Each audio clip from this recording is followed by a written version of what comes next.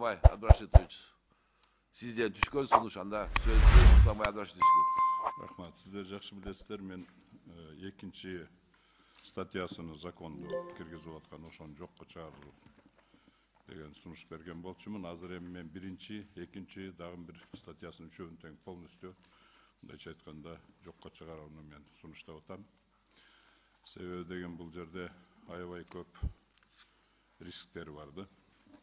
Ошол мен доклад кылаардын алдынан, сөзүмдү айтаардын алдынан мен зам министрге суроолорум бар эле. Мен биринчи суроомда мына Всемирный банктан Кыргызстандын айыл чарбасын өнүктүрүүгө канча акча бөлүндү? Могу жакка эле чыгып аласызбы?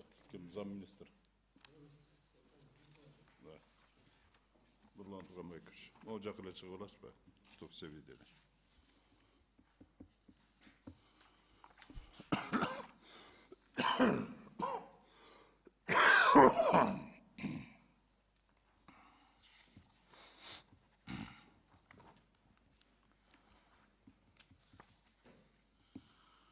Ошол Всемирный банктан Кыргызстандын айыл чарбасын өнүгүүсүнө акча бөлүнгөн экен. Канча акча бөлүнгөн? Качан бөлүнгөн?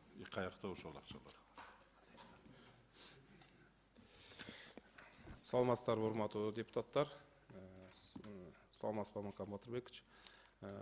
Урматтуу Султанбай Абдрашитович, өзүңүз билесиз, биздин көз карандысыз 30 жыл болду. 30 жылдын ичинде көптөгөн гранттар, анан көптөгөн насыялар алынган. Биздин айыл чарба министрлиги боюнча, Токой чарбасы боюнча. Бурлан Турганбекович, у меня конкретный вопрос. Конкретный вопрос. Всемирный банктан канча акча бөлүндү? Мен сизге кагаз жүзүндө... Жок, кагаз жүзүндө не надо. Я знаю, что 135 миллионов долларов выделено. Где эти деньги?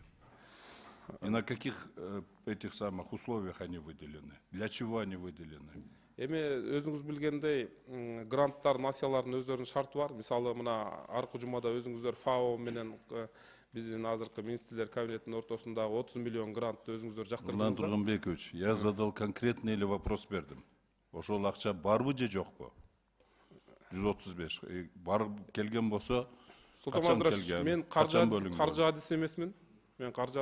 Бирок баарын тактап туруп сизге кагаз жүзүндө жооп берем. Рахмат. Понятно. Мен айтып коем, мен немен боюнча, сведениям боюнча, Всемирный банк уже еще в прошлом году былтыры 135 миллион доллар айыл чарбанын өнүгүүсүнө бөлүнүп берген.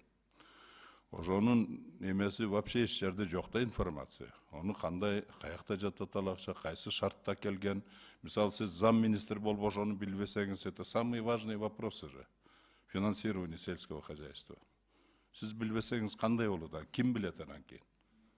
Эгер тем более сиз манандай эме менен келип атасыз.